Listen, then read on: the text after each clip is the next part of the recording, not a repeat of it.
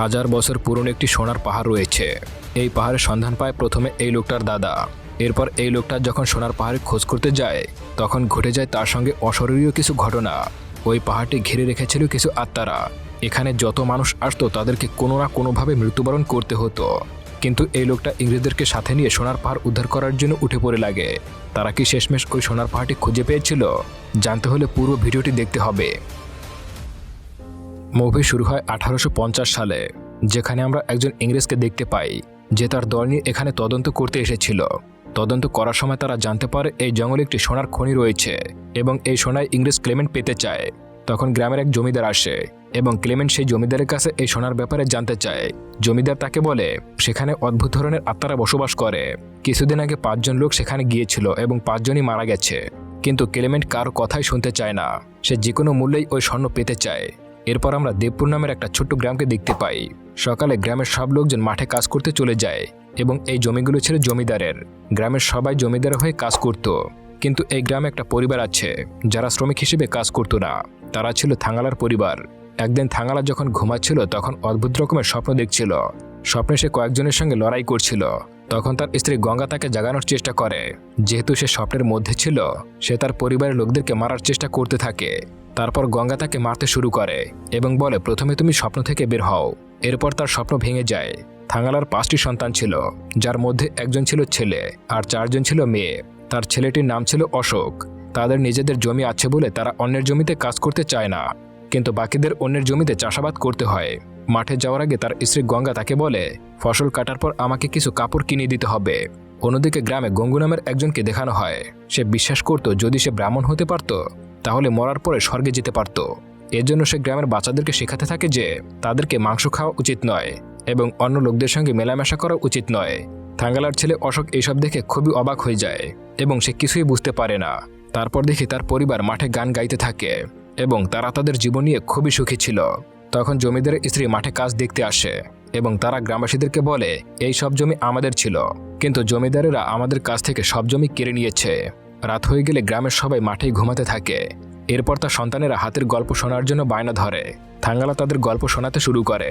গল্পে সে বলে কোথাও অনেক দূরে একটা হাতির মতো পাহাড় দেখতে ছিল এবং পাহাড়ের ওপারে একটা ছোট্ট নদী ছিল। সেই নদীতে তার দাদু সোনা খুঁজছিল। তার সঙ্গে আরও লোকজন সোনা খুঁজছিল, কিন্তু সোনা কেবল থাঙ্গালার দাদুই পেয়েছিল। তখন সেখানে একজন রাজা তার সৈনিকদেরকে নিয়ে চলে আসে। রাজা তার কিছু সৈনিকদেরকে সেই লোকদের কাছ থেকে সোনা ছিনিয়ে আনার জন্য পাঠায়, কিন্তু থাঙ্গালার দাদু সেই সৈনিকদেরকে হত্যা করে। এরপর থাঙ্গালার দাদু রাজার কাছে গিয়ে সোনা দেখিয়ে বলে আপনারা পরিশ্রম করে সোনা খুঁজে নিন, কিন্তু এই সোনা সবার জন্য নয়। এরপর রাজা সব সৈন্য সোনা খুঁজতে থাকে, কিন্তু কেউই কোনো সোনা খুঁজে পায় না। এরপর রাজার কাছে একজন ব্রাহ্মণ ছিল। সে একটি ময়ূরের পিছনে যায়। সেই ময়ূর সোনার পাহাড়ের উপরে বসে এবং ব্রাহ্মণ এটা দেখতে পায়। ব্রাহ্মণ রাজাকে গিয়ে বলে এখানে শুধু সোনা নয় বরং সোনার পাহাড় রয়েছে। তখন থাঙ্গালার দাদু বলে ওই পাহাড়ের সোনা আমাদের নয়, কিন্তু নদীর পানিতে ভেসে যাওয়া সোনা আমরা পেতে পারি। কিন্তু রাজা তার দাদুর কথা না শুনে তার সৈনিকদেরকে ওই সোনা আনতে পাঠিয়ে দেয়। সৈনিকরা সেখানে গেলে প্রচুর সাপ তাদেরকে আক্রমণ করে। সাপের কামড়ে অনেক সৈন্য মারা যায় এবং অনেক লোক ভয় পেয়ে পালিয়ে যায়। তখন থাঙ্গালা সেখানে গিয়ে রাজাকে বাঁচায়। এরপর সে সাপগুলোর উপর কিছু রাসায়নিক ছিটিয়ে দেওয়া হয়, যার ফলে সব সাপ পালিয়ে যায়। তার দাদু বলে যারা লোভের কারণে সোনা নিতে আসে তাদেরকে এই সাপেরা মেরে ফেলে। এই জাদুর পেছনে আরতি নামের একজন তান্ত্রিক আছে, যে হচ্ছে এই মাটির রানী এবং এই সোনা রক্ষা করে। রাজা বলে কেউ কি নেই যে এখান থেকে যেতে পারবে? তখন থাঙ্গালার দাদু বলে আমি আছি, তবে আমাকে কি পুরস্কার দেওয়া হবে?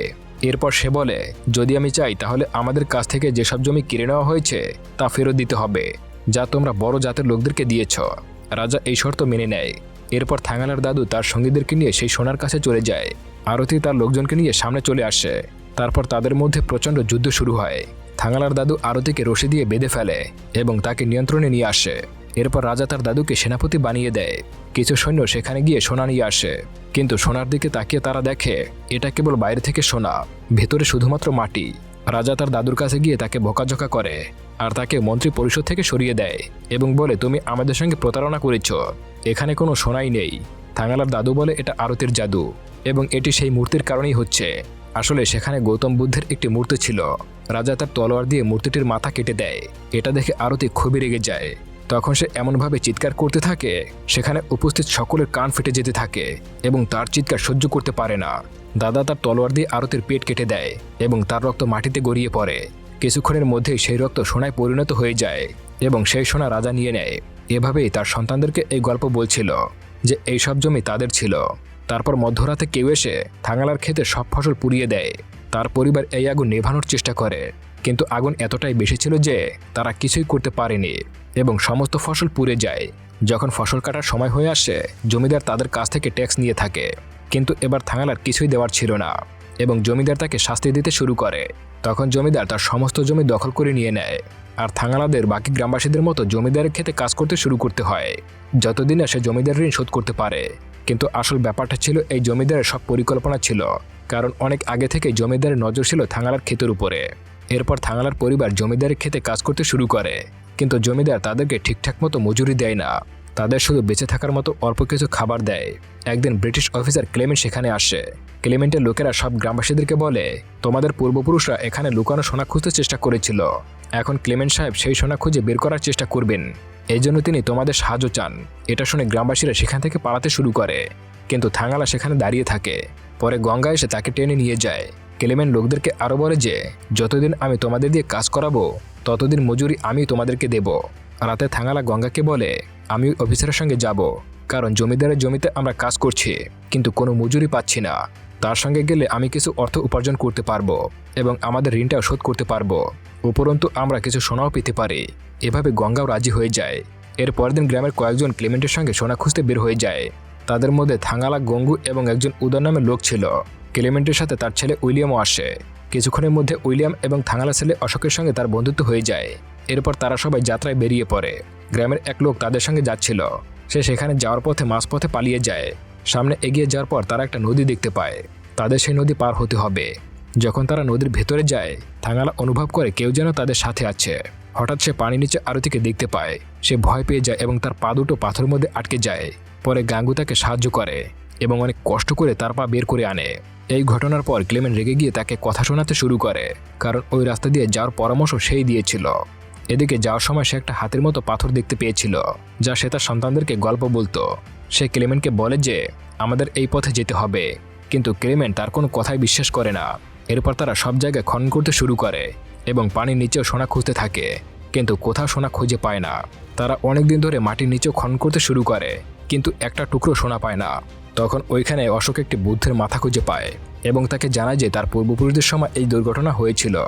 এর মানে হলো যদি মাথা পাওয়া যায় তাহলে শরীরটাও এখানে কোথাও থাকবে। এরপর ক্লেমেন্ট মনে করে যে থাঙ্গালার কথা মেনে নেওয়া উচিত। তারা পাহাড়ের অপর পাশে চলে যায়, কিন্তু হঠাৎ করেই একটা ব্ল্যাক প্যান্থার উপস্থিত হয়। সবাই প্যান্থারকে দেখে দৌড়াতে শুরু করে এবং সেই প্যান্থার থেকে বাঁচার চেষ্টা করে, কিন্তু সে অনেক লোককে আহত করে ফেলে। থাঙ্গালা সেই প্যান্থারের সঙ্গে লড়াই করে এবং অনেক কষ্টে তাকে মেরে ফেলে। এরপর ক্লেমেন্টের সঙ্গে আর্থার থাঙ্গালার দিকে বন্দুক তাক করে এবং বলে, আমি তোমার পেছনে আসবো না। তখন অশোক বন্দুক ছিনিয়ে নিয়ে আর্থারকে মারার চেষ্টা করে এবং দুর্ঘটনাক্রমে গুলি চলে যায়, যা আর্থারের হাতে লাগে এবং আহত হয়ে পড়ে। এরপর অশোক দৌড়াতে শুরু করে এবং আর্থারও তার পিছনে পিছনে দৌড়ায়। দৌড়ানোর সময় অশোক গৌতম বুদ্ধের শরীরও খুঁজে পায়। তখন থাঙ্গালা হঠাৎ করে তার সামনে আরতির পুরো পরিবারকে দেখতে পায় এবং আরতির লোকেরা তাদের উপরে আক্রমণ করতে শুরু করে। সেখানে এত ধোঁয়া ছিল যে তারা কিছু স্পষ্টভাবে দেখতে পারছিল না। তাদের মধ্যে একটা কঠিন লড়াই হয়। এরপর কিছু অস্বাভাবিক ঘটনা ঘটতে থাকে এবং থাঙ্গালার ভেতরে বেশ কিছু পরিবর্তন ঘটতে থাকে। সে আরতিকে আহত করে ফেলে। এরপর তারা সেই মূর্তির কাছে যায় এবং সেখানে একটি ঝলমলে বস্তু দেখতে পায়। তারা সেটিকে গলিয়ে দেখা যায় তার ভেতরে সোনা রয়েছে, তাই এতে খুব খুশি হয়ে যায়। ঠিক তখনই বৃষ্টি শুরু হয় এবং মেঘগুলো গর্জন করতে শুরু করে। হঠাৎ করে একটা বজ্রপাত ঘটে এবং তা সরাসরি উইলিয়ামের উপরে পড়ে। উইলিয়াম সেখানেই মারা যায়। ক্লেমেন্ট তার ছেলের মৃত্যুর জন্য ভীষণ দুঃখিত হয়ে যায়, কিন্তু সে এখনও হাল ছাড়তে রাজি নয়। ক্লেমেন্ট থাঙ্গালার প্রশংসা করতে থাকে আর বলে, তুমি একজন তুখর যোদ্ধা এবং আমরা দেখবে সবকিছু করতে পারি। সে আরও বলে, তুমি গ্রামে যাও আর আরও মানুষদেরকে নিয়ে আসো, আমি তাদের কাজের জন্য মজুরি দেব। আর ক্লেমেন্ট তাকে কাপড় উপহার দেয়। এরপর থাঙ্গালা তার ঘোড়ায় চড়ে গ্রামে ফিরে আসে।